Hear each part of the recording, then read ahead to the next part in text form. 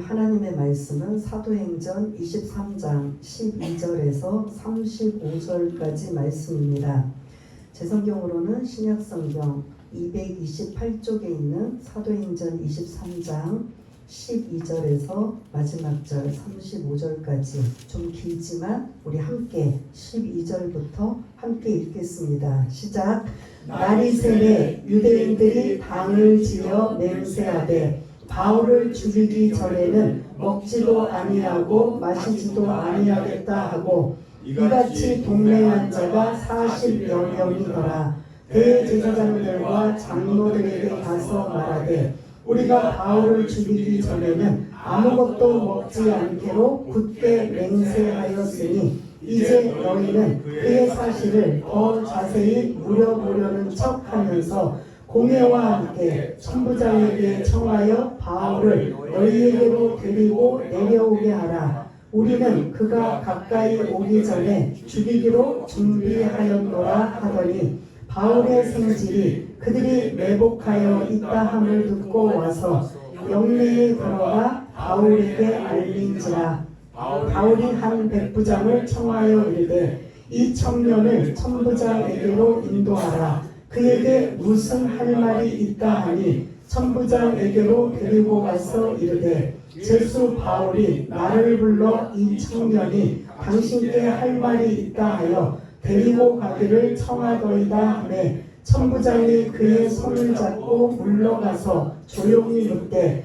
내게 할 말이 무엇이냐. 대답하되 유대인들이 공문하기를 그들이 바울에 대하여 더 자세한 것을 묻기 위함이라 하고 내일 그를 데리고 공회로 내려오기를 당신께 청하자 하였으니 당신은 그들의 청함을 따르지 마옵소서. 그들 중에서 바울을 죽이기 전에는 먹지도 않고 마시지도 않기로 맹세한 자 40여 명이 그를 죽이려고 숨어서 지금 다 준비하고 당신의 허락만 기다리나이다 하니 이에 천부장이 청년을 보내며 경계하되 이 일을 내게 알렸다고 아무 일에도 이르지 말라 하고 백부장 둘을 불러 이르되 밤 제3시에 가이사랴까지 갈 보병 200명과 기병 70명과 창병 200명을 준비하라 하고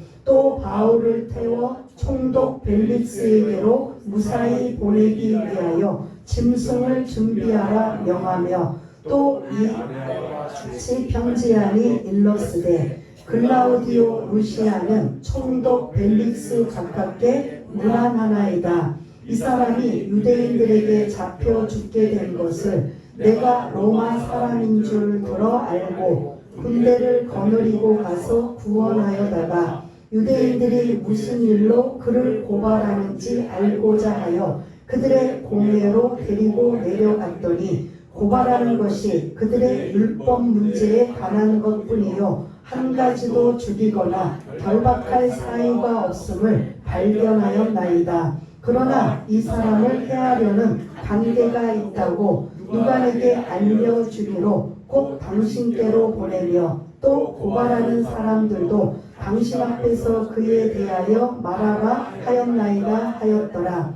보병이 명을 받은 대로 밤에 바울을 데리고 안디바드리에 이르러 이튿날 기병으로 바울을 호송하게 하고 영내로 돌아가니라. 그들이 가이사랴에 들어가서 편지를 총독에게 드리고 바울을 그 앞에 세우니 총독이 읽고 바울더러 어느 영지 사람이냐 물어 길리기아 사람인 줄 알고 이르되 너를 고발하는 사람들이 오거든 내 말을 들으리라 하고 헤롯 궁에 그를 지키라 명하리라. 아멘. 오늘 제목이 뭐죠? 보이지 않는 하나님의 손길이라는 이러한 제목을 가지고 은혜를 나누고자 합니다. 여러분들 오늘 이 말씀을 나누기 전에 여러분들이 성경책을 펴놓고 계시면 11절을 좀 보셨으면 좋겠습니다. 우리가 지난주에 나누었던 11절 우리가 이 자막에는 없지만 PPT에는 없지만 여러분들 성경 11절을 한번 보시면서 한 번만 같이 읽겠습니다. 시작. 그날 밤에 주께서 바울 곁에 서서 이르되 담대하라 내가 예루살렘에서 나의 일을 증언한 것 같이 로마에서도 증언하여야 하리라 하시니라. 아멘. 지금 바울은 어디에 있죠? 예루살렘 로마 군인들의 영내에 갇혀 있는 이러한 모습입니다. 그런데 주님이 찾아오셔서 어디까지 가겠다라고 말씀하신 거예요? 로마. 그러면 예루살렘에서 죽을 일이 있을까요? 없을까요? 없어요. 그래서 주님은 너의 사명은 로마까지 가서 복음을 증거하는 게 너의 사명이다. 그러면 예루살렘에서 아무리 힘들고 어려운 일, 죽을 위험이 쌓여도 갈 수 있다 없다? 있다. 그런데 막상 닥치면 이게 쉬운 일이 아닌 거죠. 이게 지금 11절을 보면 그날 밤에라는 이 지금 시간적인 개념을 보겠습니다. 그날 밤 이게 이제 어제라고 생각하고 12절을 보면 뭐라고 시작이 나와요? 네, 그러면 이제 무슨 날이 됐어요? 어제에서 오늘로 바뀌었어요. 그리고 내일은 죽을 일이에요. 예루살렘에서 사람들이 죽이려고 지금 공모하고 있는 이러한 것이 이게 시간적인 개념. 어제는 어젯밤에 주님이 찾아와서 그러니까 이 바울이 있는 여러분들한테 이제 이해를 돕기 위해서 실질적으로 어제인 9월 5일이 아니라 지금 바울이 로마 그 안토니오 요새에서 갇혀져 있는 그 시간을 어제라고 친다면 그 어젯밤에 누가 찾아오셨다는 거예요? 주님이 직접 예수님이 찾아오셔서 바울 곁에서 낙심하고 절망하지 말아라, 힘내라, 그러면서 담대하라 라고 말씀하시면서 앞으로 너의 사명은 어디까지 가서 복음을 증언해야 된다? 로마예요. 지금 현재 어디 있는 거예요? 예루살렘에. 그런데 지금 이러한 지금 바울이 낙심하고 있었다는 상황이에요. 야, 내가 1차, 2차, 3차 아시아 지역, 유럽 지역을 가서 복음을 전할 때 그렇게 숱한 죽을 위험에 처해 있어도 그런 여러 가지 고난과 어려움이 있었지만 복음을 전하면 열매가 있었어요? 없었어요? 있었어요. 그래서 그 위험 속에서도 많은 영혼들이 죽게 돌아오는 놀라운 역사가 있었는데 예루살렘에 와서 두 번의 군중들 앞에서 종교 지도자들 앞에서 복음을 전할 기회가 있었지만 열매가 있었다 없었다? 한 번도 없었어요. 그러니 바울의 입장에서는 사도 바울의 입장에서는 이 낙심 천만이에요. 그래서 이렇게 낙심하고 절망하고 있는 이 상황에 내가 이러다가 이 예루살렘에서 나가지도 못하고 죽게 생겼고 이런 기회에 복음 전했지만 열매도 맺지 못하는 이 상황에 낙심하고 절망하고 있는 이런 상황에 주님이 어젯밤에 어떻게 하셨다고요? 찾아오셔서 위로해 주시고 다시 사명을 주시는 너는 죽지 않아. 너 절대 네가 걱정하는 대로 안 돼. 어디까지 갈 것이다? 로마라는 곳까지 가서 복음을 전할 것이다. 그럼 이제 바울은 이제 확실히 주님이 찾아오셔서 이 말씀을 주셨기 때문에 이제 그 힘을 받고 위로를 받고 있는 상황이에요. 그런데 그 밤에 찾아왔던 주님의 위로 이런 상황에 날이 새자마자 이제 오늘이 된 거예요. 오늘 되는 상황에 12절부터 보면은 바울을 죽이기로 결의한 사람이 몇 명이 등장한다고 나왔죠? 40명. 과격한 이런 바울을 죽이려고 하는 이러한 자가 바울을 죽이기 전까지는 뭐하지도 않겠다? 먹지도 마시지도 않겠다라는 이러한 결의 맹세한 자 40명이 지금 예루살렘에 있는 거예요. 그래서 지금 어떻게든 이 바울을 죽이려고 호시탐탐 노리고 있는데 바울은 지금 어디에 있는 거예요? 여러분 그 성전을 머릿속에 하시면 그 성전 북쪽 끄트머리에 누가 있다고 말씀드렸어요. 안토니오 요새라는 로마 군인이 몇 명? 천부장이니까 군인이 몇 명일 것 같아요? 1000명의 군인이 그 안토니오 요새 그 성전 끄트머리 모서리에 있는 그 지역에 주둔하고 있어요. 왜냐하면 이런 명절이나 이런 특별한 때 폭동이나 밀란이 일어나면 빨리 이걸 제압하고 진압하기 위해서 아예 로마 군인 1000명이 거기서 주둔하고 있는 이러한 상황을 볼 수가 있는데 지금 바울이 그 로마 군인 영내에 병영 안에 지금 갇혀져 있는 거예요. 그러니 이 가격분자 유대인들이 바울을 죽이고 싶어도 죽일 수 있어요, 없어요? 어떻게 해야 죽여요? 들어가야 되는데 들어갈 수 있어요, 없어요? 없어요. 그러려면 죽이려면 어떻게 해야 돼요? 바울을 끄집어내서 나왔을 때 매복해서 죽이겠다라는 이 생각을 이들이 좀 하고 있는 거예요. 그 바울은 이들의 생각은 꼼짝없이 바울은 어떤 상태예요? 죽은 목숨과 다를 바가 없는 거예요. 그러니 어떻게든 이 로마 군인의 병영 안에 끄집어내야 매복하고 있다가 갑자기 그냥 기습을 해서 바울을 죽여야 되는데 그거를 지금 이제 의논하고 있는데 자기네들 힘으로 안 되니 14절 15절을 띄워주시면 누구에게 찾아간다?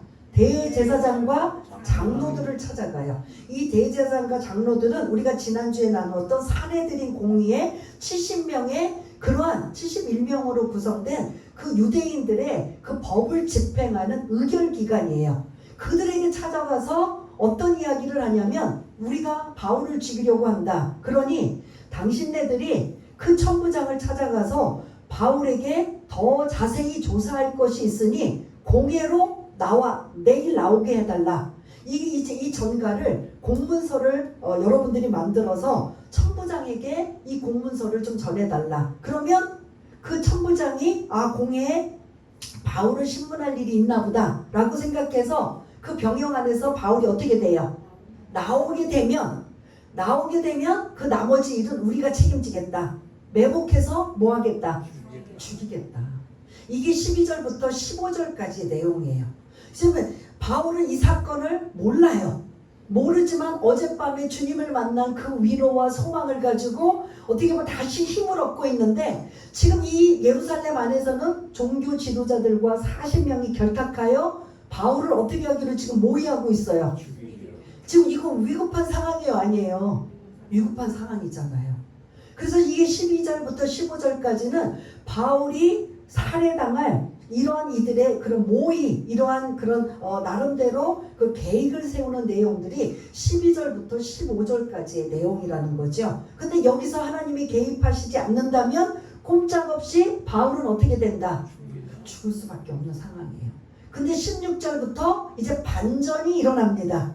하나님이 오늘 제목처럼 보이지 않는 손길을 통해서 뭐 하신다? 바울을 구해주시는 아주 드라마틱한 내용이 오늘 이제 본문의 16절부터 35절까지 내용인데 그 첫 번째 하나님은 등장하지 않지만 하나님께서 보이지 않는 손길의 첫 번째 등장이 16절에 누가 등장해요? 바울의 생지. 나이 드신 분들은 아시죠? 생지를 누구라고 해요? 조카라고 해요. 예, 젊은이들은 이제 몰라요. 근데 이걸 이제 언어로 보면 바울의 그런 누나의 아들이에요. 그러니까 누나의 아들. 생전 뜬금없이 바울의 생질이 이곳 16절에 처음이자 마지막으로 등장합니다. 누구의 손길일 것 같아요? 근데 지금 이 40명의 매복자들과 종교 지도자들은 아주 비밀리에 아주 자기네들끼리만 아주 그냥 끈끈하게 아주 계획적으로 바울을 죽이려고 아주 조심스럽게 지도새도 나가지 않도록 조심했던 이 비밀을 누가 지금 알았다는 거예요? 어떻게 알았을까요? 분명히 들었으니까 알고 이제 바울에게 전하는 장면이 이제 그 뒤부터 나오거든요. 그래서 제가 이제 이것도 이제 한 주간 이제 이 말씀을 묵상하면서 어떻게 바울의 생질이 등장했을까? 그럼 어떻게 알았을까? 이 부분에 이제 또 많이 묵상하게 되는데 성경이 안 나왔으니까 그냥 추측이에요. 그냥 우리가 감을 잡을 수 있는데 바울은 원래 길리기아 다소라는 그 예루살렘 이스라엘의 저 북쪽에 있는 그 다소 출신이에요. 그런데 어려서부터 그들은 유대인들이라 그 구약의 말씀을 부모로부터 계속 배우지만 일반적으로는 그래요. 그런데 이 바울만큼은 예루살렘에 뭐하러 왔을까요? 공부하러. 그걸 뭐라고 해요? 유학 온 거예요. 우리로 말하면 시골에 있는 사람이 서울로 상경해서 뭐 유학 가서 이제 출세하기 위해 성공하기 위해서 온 것처럼 바울이 율법을 전문으로 공부하고자 예루살렘에 와서 가말리엘 문화생으로 그때 집중적으로 예루살렘에서 유아 가서 공부한 사람이 바울이에요. 그럼 원래 집은 본가는 길리기아 다소라는 이방 지역이에요. 근데 예루살렘에 유아 갔단 말이에요. 젊을 때부터. 그러면 어디에 거처 있을까요? 자기 집은 아니죠. 근데 오늘 이 생지를 등장한다면 누나가 결혼을 해서 아마 누나 집에 예루살렘에 있는 이곳에 거쳐 있으면서, 왜냐하면 바울이 유학 갔을 때가 10대 후반이나 아주 이런 청년 정도이기 때문에 누구의 그런 보호나 도움을 받아야 되는 상황인데, 아마 추측을 하자면 생질이 조카가 등장한다면 누나의 아들이거든요. 그럼 누나가 결혼을 해서 어디에 살고 있었다? 예루살렘에 살고 있는 이곳에, 아직 누나네 집은 기독교로 개종한 게 아니라 이러한 유대인들의 사회에 아직도 있는 상황이 아닐까. 그래서 이 바울의 생질인 조카도 이 어떠한 중요 이러한 상황에 이 비밀을 뭐하게 되었다? 듣게 되고 접하게 됐다는 거죠. 그러다 보니까 이 바울의 조카의 입장에서는 우리 삼촌이 뭐하게 생겼다? 죽게 생겼다. 그러니 이걸 알려야 돼요? 안 알려야 돼요? 이때부터 바울의 조카가 이제 16절부터 누구를 찾아갈까요? 가장 먼저 누굴 찾아갈까요? 이 사실을 알려야 되니까 바울에게 알려야 되는데, 바울을 만날 수 있어요? 없어요? 못 만나니까 그 로마 군인으로 병영에 가서 백부장에게 먼저 도움을 청해서 바울을 좀 만나게 해달라 하고 해서 그 일들을 자초지종 지금 12절부터 15절까지 바울을 살해하려는 음모와 계획이 종교 권력 지도자들까지도 합세하여서 그곳에서 나가기만 하면, 그 로마 그 병영 안에서 나가기만 하면 매복하는 자들이 바울을 뭐하기로? 죽이기로 계획을 하고 공모를 하고 있으니, 이거를 분명히 알리는 이러한 얘기를 할 때 바울이 어떻게 하느냐? 나에게 알려줄 게 아니라 누구에게 지금 알려주냐면 이 사람을 천부장에게 좀 데려가 달라, 백부장에게 도움을 요청해요. 그런데 여러분 생각해 보세요. 백부장이나 천부장의 입장에서는 죄인으로 있는 바울의 이 부탁을 거부할 수도 있어요? 없어요? 있어요. 안 들어줄 수도 있어요. 아니 감히 뭐 니네들이 와서 뭘 이걸 심부름을 시키고, 또 더군다나 지금 이 총책임자 천부장에게 뭐 이 지금 조카를 좀 인도해 달라고 이 거절할 수도 있는데, 이게 물 흐르듯이 일사천리로 천부장에게 조카를 직접 이제 만나는 장면이 몇 절에 지금 등장하고 있냐면, 저는 이제 쭉 말씀을 이제 드렸는데 22절.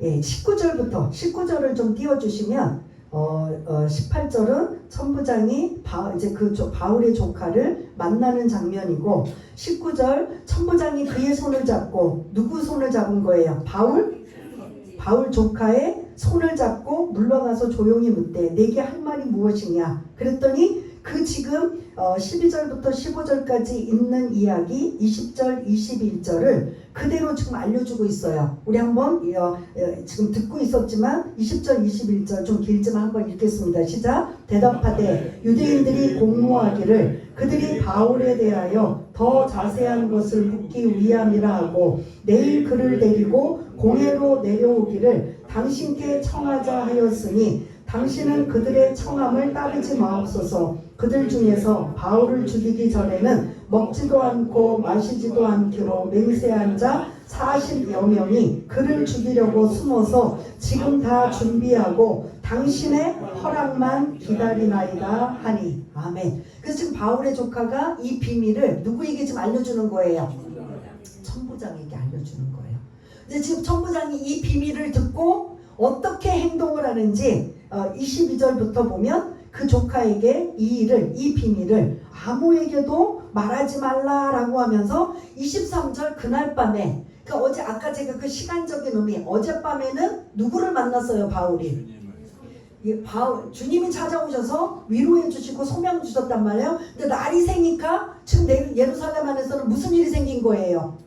바울을 죽이려고 공모하고 계획하고 지금 이제 종교 권력자들까지도 합세하여서 지금 이제 완전히 이들은 이제 바울은 죽은 목숨이라고 좀 생각하는 거예요. 그래서 내일 되면 매복자들이 그 로마 병영에서 나오면 죽이기로 지금 오늘은 부탁을 했고 이제 부탁을 했으니 내일쯤 공회에 소집해서 데리고 나올 것이다라고 생각해서 이 매복자들은 언제 죽이기로 하는 거예요? 내일로 죽이기로 한 거예요. 근데 내일 되기 전에 오늘 밤에 23절을 보시면 3절 띄워주셨죠? 우리 한번 읽어보겠습니다. 시작. 백부장 둘을 불러 이르되 밤 제3시에 가이사라까지 갈 보병 200명과 기병 70명과 창병 200명을 준비하라 하고 지금 밤 몇 시요? 3시. 이게 우리하고 시간이 틀려요. 이게 6시간을 더해야 돼요. 그래서 예수님이 그 운명하실 때도 아침에 끌려가셔서 고문당하시고 십자가에 지시고 운명하시는 이 시간대가 이제 쭉 나오는데 여기다가 우리 시간대로 하면 6을 더해야 돼요. 그러면 밤 제3시면 밤 9시에 천부장이 그날 밤에 그날 이 바울의 조카를 통해서 바울을 살해하는 음모의 계획을 듣고 그날 밤에 로마 군인들을 지금 호위하여서 바울을 어떻게 한다? 끄집어내어서 가이사라까지 이동하는 거예요. 이거를 모르는 매복자들은 내일 되면 바울을 어떻게 할 것이다? 그래서 내일 되기 전에 천부장이 바울을 어떻게 하는 거예요? 안전하게 그 밤에 이동하는 거예요. 이해가 되시나요? 그래서 제가 어제 오늘 내일로 말씀드린 거예요. 어제는 주님이 만나서 위로해 주시고 소망을 주셨다, 사명을 주셨다면 오늘은 이 예루살렘 안에 바울을 죽이려고 지금 작당하고 모의하고 결의한 이러한 계획. 그래서 내일 되면 매복자들이 로마 병행에서 나오기만 하면 어떻게 한다? 바울을 죽이기로 했는데 내일 되기 전에 오늘 밤에 천부장이 뭐 하고 있어요? 로마 군사를 지금 470명이에요. 바울 한 사람을 호위하기 위해. 이거 엄청난 일 아니에요? 이것도 무슨 완전히 그런 무슨 총독이나 무슨 왕이나 높은 지휘관을 호위하듯 바울을 지금 그렇게 호위해서 지금 가이사라. 그래서 이제 뒤로 이제 지도가 나올 거예요. 제목 뒤에 지도를 좀 보여주시면 이동하는 장면을 보여드릴게요. 지금 이 뒤에 이 지금 밑에 쪽에 예루살렘 보이시나요? 지금 세 군데를 빨간 네모로 쳤어요. 예루살렘. 그다음 가운데는 안디 바드리. 예, 안디 바드리. 그다음 저 해안가 쪽에는 가이사라. 그럼 저 바울이 어디에 있어요? 예루살렘에 지금 로마 군대 안에 병영 안에 지금 갇혀져 있어요. 그런데 지금 살해 의도를 듣고 천부장이 기병 200명 아니 보병 200명 남자분들 잘 아시죠? 그 다음에 기병 말타는 자 그 70명 그 다음에 창병 창을 가진 자 몇 명? 200명을 지금 470명을 바울을 호송하여 지금 이 가이사라는 목적지. 그러면 왜 가이사라인가? 가이사라는 항구예요. 여러분들이 지금 쭉 내려보는 그 선이 항구예요. 근데 원래 여기 가이사라는 항구가 아니었어요. 요바였어요. 그런데 로마가 이 지금 이스라엘을 주둔하고 장악하면서 인공 항구를 만든 거예요. 이 가이사라에. 그래서 이 가이사라는 로마에서 이 이스라엘에 들어오는 로마 군인들이 주둔하고 있는 것이 이 가이사라예요. 그래서 벨릭스 오늘 본문의 벨릭스 총독도 이곳에 가이사라에 있고 헤롯 궁도 이곳에 있어요. 그래서 로마의 중요한 모든 것들은 다 어디에 있다? 가이사라에 있는 거예요. 그런데 지금 그 예루살렘 성벽 그 성전 북쪽에 천부장만 폭동이나 밀란이나 반란을 제압하기 위해서 임시 이렇게 파견나온 이러한 천부장을 볼 수가 있는데 원래는 다 로마에서 온 중요 간직들이나 엄청난 군대들은 다 어디에 지금 있다고요? 가이사라. 이곳이 로마가 주둔하면서 인공 항구를 만든 가이사라라는 게 가이사의 라라는 소리예요. 가이사는 로마의 황제를 가이사라고 해요. 가이사에게 바칩니다. 이 항구를. 그래서 가이사라라는 거예요. 그래서 이 헤롯이 로마 황제에게 바치는 항구다라고 해서 이 가이사라를 가봤더니 지금은 이제 폐허가 되고 잔재가 있지만 엄청나게 이제 다음 주에 이제 제가 그 가이사라 항구의 사진들을 좀 이제 오늘은 이제 도착하는 가는 길이기 때문에 안 보여드리고 다음 주에는 이제 사진을 좀 보여드릴 건데요.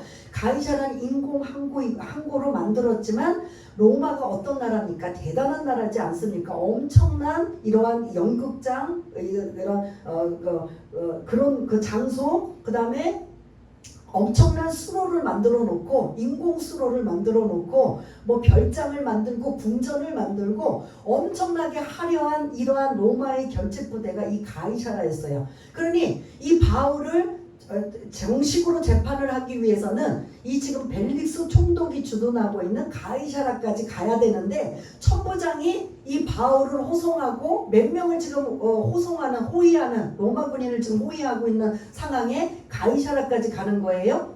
470명. 여러분 이렇게 이해가 되세요?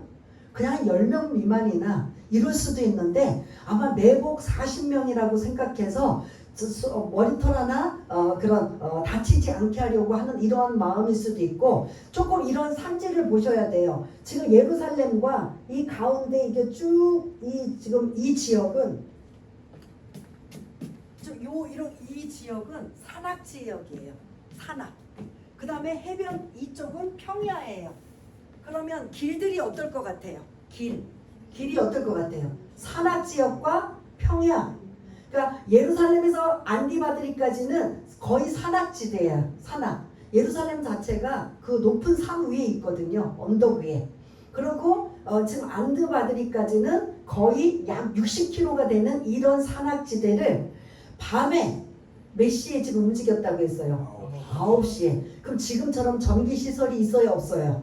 2000년 전에는 전기시설도 없는 흑암 같은 어두움에 어디 산에서 매복군이 누가 튀어나올지 모르니 사실은 누구를 지금 했었냐? 창병을 200명을 동원시킨 거예요. 많이 가다가 이 산악지역을 안디바드리까지 가다가 그런 매복군이나 이러한 문제가 생기면 창병이 개입해서 죽이든 어떠든 해서 바울을 보호하려는, 그리고 바울이 지금 말을 타고 가는 상황이에요. 제수여서 막 이렇게 끌려가는 게 아니라 말을 타고 빨리 이동하기 위해서.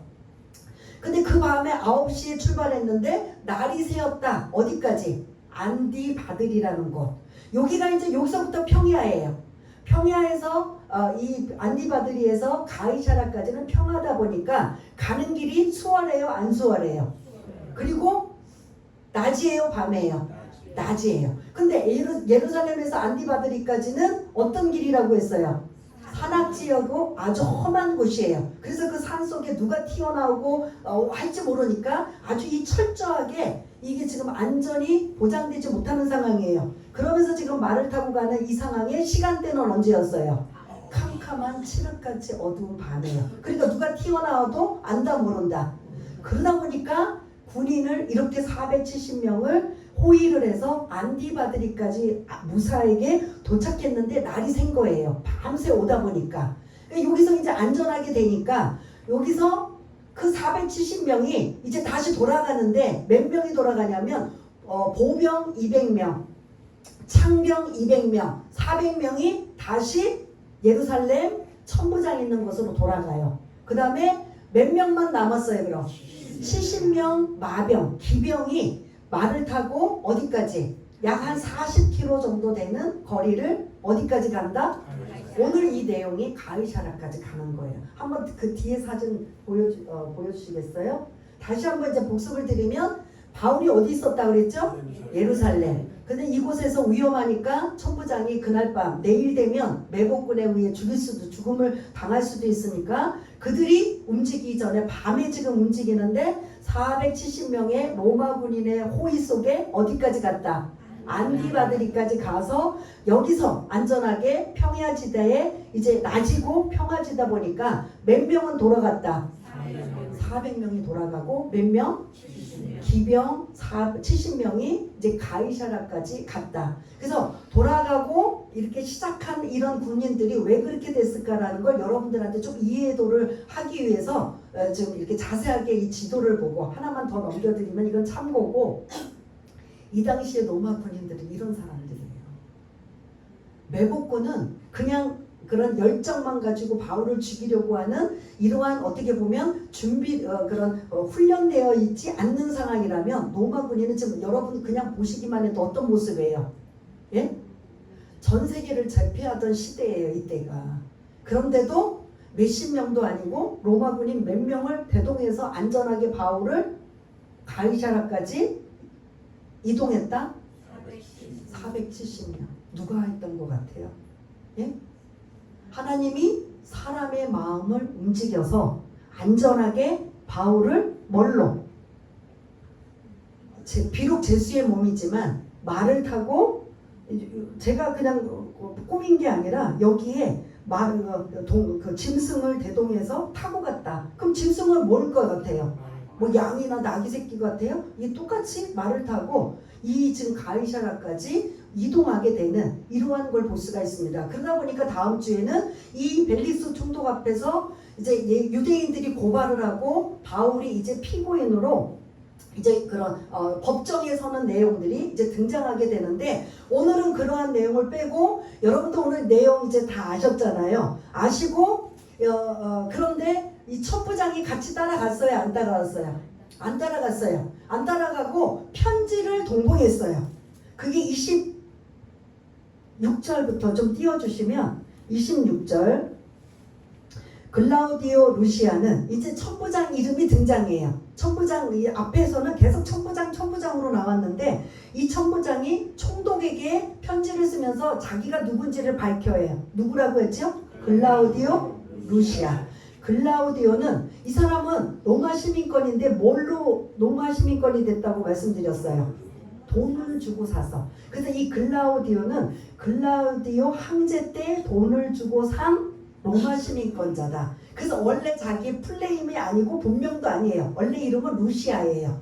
근데 앞에 글라우디오는, 이거는 황제 이름이에요. 내가 글라우디오 황제 때 돈을 주고 뭘 샀다? 로마 시민을 샀다. 그래서 이제 글라우디오 루시아는 하고 선부장의 자기 이름을 밝히며 누구에게 편지하노니? 벨릭스 총독 각하에게 편지하노니라고 하면서 바울에 대한 소개를 해요. 왜 이 사람을 이곳에 보내게 되었는지. 그게 27절, 28절, 29절 그 세 가지의 구절을 우리 한번 어떤 내용인지 한번 읽어보겠습니다. 시작. 이 사람이 유대인들에게 잡혀 죽게 된 것을 내가 로마 사람인 줄 들어 알고 군대를 거느리고 가서 구원하여다가 유대인들이 무슨 일로 그를 고발하는지 알고자 하여 그들의 공회로 데리고 내려갔더니, 고발하는 것이 그들의 율법 문제에 관한 것뿐이요 한 가지도 없음을 발견하였나이다. 아멘. 지금 글라우디오 루시아라는 천부장은 이 총독 벨릭스에게 바울이 죄가 있다라는 거예요? 없다는 거예요? 없다라는 거예요. 단지 이 문제는 무슨 문제? 유대인들의 율법 문제지 우리가 개입하고 간섭할 문제가 아닙니다. 만일 이자가 가끔 폭동을 일으키거나 밀란을 주둔하는 자라면 이거를 로마의 입장에서는 죽여야 되고 이건 죄인이에요. 근데 아무리 따져봐도 그런 일이 바울에게 있어요? 없어요? 없고, 지들끼리 유대인들의 율법 문제를 가지고 성전을 모독했느니 율법을 지키지 말라고 했느니 하는 이러한 문제가 사실 로마인들에게는 해당이 돼요? 상관이 해요? 안 해요? 상관없는 문제예요. 그러니 우리에게는 그렇게 상관이 없고 죄도 없는데, 지금 이러한 모습으로 이 사람을 보낼 수밖에 없습니다. 왜냐하면 죽이려고 하니까. 근데 이 사람이 죽이려는데 내가 방관할 수 없는 게, 이 사람의 신분이 뭐라고요? 로마 시민을 갖고 있기 때문에 함부로 할 수 없어서, 그건 이제 누구나 공감하는 거예요. 그 세 가지예요. 이 사람이 지금 위험합니다. 죽을 위험에 처해 있고, 그런데 이 사람이 로마 시민권자입니다. 그 다음에 아무리 내가 확인을 하고 알아보아도 이 사람은 죄가 있다 없다? 없습니다. 그런데도 사람들은 죽이려고 해서 이거 도저히 제대로 이런 죄에 대한 유무관계를 총독 각하께서 좀 이제 제대로 좀 하시기 바랍니다. 이 천부장은 직업이 뭐예요? 군인이잖아요. 군인이 이 일을 지금 관여해요, 안 해요? 관여할 일이 아니거든요. 이 일은 총독이 간여해야 되기 때문에 내가 이렇게 가이사라까지 이 바울을 지금 보냅니다. 이 내용이에요. 그러면 지금까지 지금 12절부터 15절까지는 바울을 죽이려고 먹지도 마시지도 않겠다고 결탁하고 종교 지도자들까지도 결탁하여서 바울은 죽은 목숨이 됐어. 이들의 생각은. 그런데 이들의 생각을 아신 하나님은 보이지 않는 손길 누구누구를 통해서 안전하게 가이사라까지 가게 하셨죠? 조카, 그 다음 천부장을 통해서 안전하게, 그것도 몇 명의 로마 군인의 호위 속에 470명의 호위 속에 그 밤에 그 다음 날 되면 매복하는 자들이 죽일 수 있는 모든 상황을 다 없애버리고 미리 그 밤에, 사실 로마 군인으로서는 고단해요, 안 고단해요? 엄청 고단함에도 불구하고 많은 인력을 투여해서 천부장의 1000명의 로마 군인에 470명인 거의 어느 정도를 지금 소요해서 지금 보낸 거예요. 거의 절반. 이 정도까지 신경을 써서 한 건 사실은 그들의 마음을 움직이고 그들이 그렇게 할 수 있게 한 건 사실은 누가 보이지 않는 손길에 누가 하신 거예요? 하나님이 하셨다는 거죠. 이게 저와 여러분들이 지금도 하나님은 우리들을, 하나님의 자녀들에게 보이지 않는 손길을 통해서 일하고 계신다는 거죠. 제가 요 말씀을 통해서 여러분들한테 이미 우리가 지지난주 우리 소그룹 반들은 우리가 오후 예배 드린 분들은 좀 이제 아시겠는데, 한번 이제 못 들으신 분을 위해서 한 번 더 간증을 하자면, 보이지 않는 하나님의 손길이 우리에게 어떻게 임하셨는가를 좀 한번 간증을 드리려고 합니다. 요 근래에 저희 딸이 이제 백화점에서 4층에서 매장을 운영하고 있는데 갑자기 통보가 5층으로 올라가라는 거예요. 5층으로 올라가는데 좋은 자리도 아니에요. 근데 올라가면 그들이 혜택을 주는 게 아니라 새로 뭐 해야 돼요? 인테리어를 하는데 1억이 들어요. 그런데 하나도 혜택도 안 주고, 그러니까 왜 전형적인 이 표현으로 공개적으로 하기는 좀 뭐하지만 우리가 아는 뭐라고 표현해야 돼요? 그거죠. 안 싫으면 뭐 해라? 나가라. 이런 상황이에요. 그런 이러지도 저러지도 못하니까 어떻게든 주변에 있는 사람 뭐 이렇게 어떻든 좀 여러 가지 관계에 있는 사람들을 알아보고 뭐 했는데, 본사에서 기획하고 계획한 거기 때문에 이거를 변경할 수가 없다는 거예요. 그래서 이거를 변경할 사람은 누구밖에 없다. 본사에 누구밖에 없을 것 같아요? 사장, 부사장밖에 없다는 거예요. 그 부사장, 사장 빽 있으면 그걸 어떻게든 뭐 양해를 구하고 뭐 변경을 할 수 있는데, 그럴 일이, 그런 힘이 있어요, 없어요? 없는 거예요. 그러니 어느 날 그날부터 우리 딸은 먹지도 마시지도, 바울을 죽이려고 먹지도 마시지도 않았다는데 우리 딸은 그 가게 문제 때문에 먹지도 마시지도 못하고 그때부터 끙끙 앓는 거예요. 그래도 투자를 해서 좋은 자리로 가는 것도 아니고 올라가도 또 그만큼의 돈을 들고, 이거를 어떤 식으로라도 좀 스톱을 시키자니 방법은 없고, 여러분들 같으면 어떻게 할 것 같아요? 여러분들 그냥 끙끙끙끙 앓는, 싫으면 나가는 거고, 맞으면 어쩔 수 없이 뭐 해야 돼요? 어떻게? 네? 버티는 건 못하죠. 왜냐면 그 자리에 다른 또 들어오니까 버틸 수도 없어요. 그래, 둘 중에 하나예요. 나가든지 올라가든지. 나가면 안 되는 거고, 올라가면 그 많은 돈을 또, 그러니 이러지도 저러지도 못하는 상황에 막 끙끙끙끙 앓으니 그 이야기를 자꾸 힘들게 말하는, 누구에게 말하겠어요? 저한테 말하는 거죠. 그래서 하나님 방법이 없겠습니까? 하나님 이거 도저히 안 되겠습니까? 하나님 만일 안 된다면 올라가서 그걸 만회할, 손해본 본 것을 다 만회할 수 있도록 더 잘되게 해주십시오. 그렇게 기도를 바꿨어요. 어떡하겠습니까? 그렇게 기도하고 있고 한참 이런 상황에 기적이 일어났습니다. 무슨 기적이 일어났을까요? 그 자리에 할렐루야. 믿음 좋은 분들은 다 아셔요. 정말 기적 같은, 어느 날 본사에서 사장이 와서 그곳을 쭉 돌아보면서 관계자가 여기는 이렇게 바꿀 것이고 이거는 이렇게 바꿀 것입니다라고 그거를 쭉 브리핑을 했대요. 사장이 하는 말, 바꾸지 마. 원래 자리로 그냥 내버려도 그 소식을 마음이 막 조마조마하고 먹지도 마시지도 못한 상황에 듣게 된 거예요. 누구 빽밖에 없었다. 그러니까 일단은 눈에 보이는 사장이 움직이니까 그 모든 계획을 뭐 했다? 백지화 시킨 거예요. 그 사이에 그냥 몸고생 막. 그래서 여러분들 가끔 보면 살 좀 빠졌네 그러잖아요. 보죠. 그게 그 다이어트가 아니라 마음고생에서 빠진 거예요. 그래서 많이 빠져서 잠도 못 자지, 먹지도 못하지. 그래서 돈 안 들이는 다이어트는 했는데 마음고생이, 그거를 제가 하면서 누가 하신 거다? 저는 하나님이 하셨다고 봅니다. 사장백이 아니면 움직일 수 없는 이 상황을 누가 와서, 그것도 갑자기 그 백화점에 사장이 와서 브리핑을 듣고 백지화시키는 이 놀라운 건 하나님이 하셨다라고 생각할 수밖에 없는 거예요. 그래서 이제 이 백지화되고 원래 상태로 돌아왔는데 그 아직 이제 후유증도 있고 저는 이제 감사한 거죠. 이거는 여러분 그렇지 않습니까? 공감하지 않습니까? 누가 하신 거죠? 보이지 않는 하나님께서 그의 마음을 왜 백지화를 시켰는지 분명히 그 계획들이 있었음에도 불구하고 이거는 하나님이 하셨다. 오늘도 마찬가지예요. 바울이 이렇게 내일이면 뭐 하게 돼요? 완전 죽은 목숨이에요.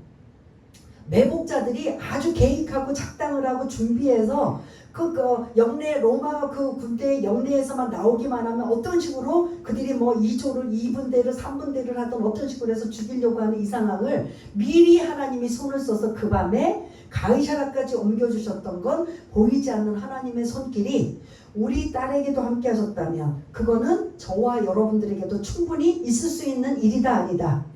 그러므로 우리는 하나님께 뭐 해야 된다? 의지하고 하나님을 바라보고 기가 막히는 수렁이나 웅덩이에서도 하나님은 우리를 어떻게 해주신다? 건져주신다라는 걸 믿으시길 바라겠습니다. 바울에게만 있는 일, 성경에만 있는 일 제한하는 게 아니라 지금도 살아 역사하셔서 우리와 함께 하시고 우리의 간절함을 보시고 아시며 하나님은 우리와 뭐 하신다? 함께 하심을 여러분 잊지 마시길 바라겠습니다. 오늘 말씀드릴 이야기가 오늘 사실은 이 바울의 간증이에요. 오늘 본문은 바울이 죽을 위험에서 하나님이 개입하셔서 죽을 위험에서 미리 뭐 하신 거예요?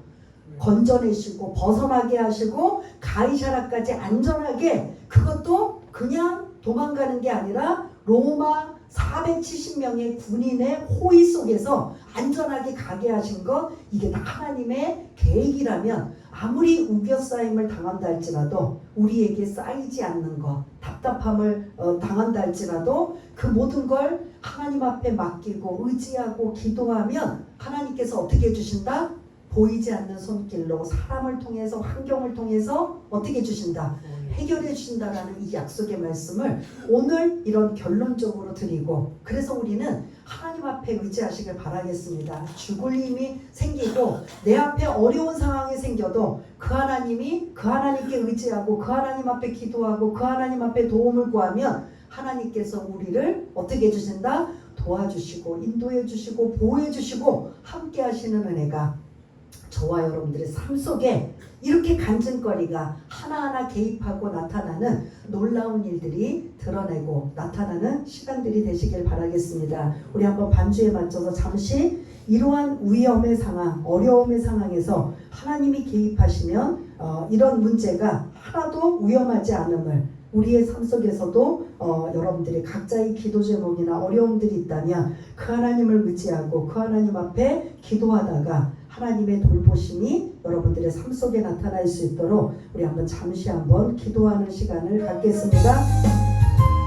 할렐루야. 사랑이 많으신 하나님 아버지, 오늘 바울이 죽을 위험에 처해 있음에도 불구하고 하나님이 보이지 않는 바울의 조카를 통해 천부장을 통해 이렇게 안전하게 가이사라까지 아버지 하나님 갈 수 있었던 보이지 않는 하나님의 손길을 우리가 이 본문을 통해서 살펴보았다면 그때만 임하시는 하나님이 아니라 지금도 살아 역사하셔서 우리와 함께 하시고 우리에게 은혜를 베풀어 주시고 우리에게 이런 일을 경험하게 하시는 이 하나님을 우리의 삶 속에서 만날 수 있도록 경험할 수 있도록 하나님을 의지하고 의탁하고 기도하다가 바울의 하나님이 아니라 우리 개인적인 하나님을 만나 경험하며 간증거리로 많은 사람들에게 알리고 전할 수 있는 보이지 않는 하나님이 많은 사람들의 손길을 통해서 이렇게 도와주셨습니다. 이렇게 함께 하셨습니다. 이렇게 은혜를 주셨습니다라고 고백할 수 있는 저와 여러분 모두가 될 수 있도록 주님 도와주옵소서. 하나님 아버지 감사합니다. 보이지 않는 하나님의 손길이 요셉에게도 함께 하셨고 다니엘에게도 함께 하셨고 욥에게도 함께 하셨고 오늘 바울에게도 함께 하시며 지금 살아가고 있는 우리들에게도 함께 하심을 잊지 않고 그 하나님을 의지하고 그 하나님 앞에 기도하다가 우리의 삶 속에 날마다 간증거리가 넘쳐나는 복된 자들 모두가 될 수 있도록 주님 도와주옵소서. 모든 것 감사드리오며 사랑이 많으신 예수님 이름으로 기도드리옵나이다. 아멘.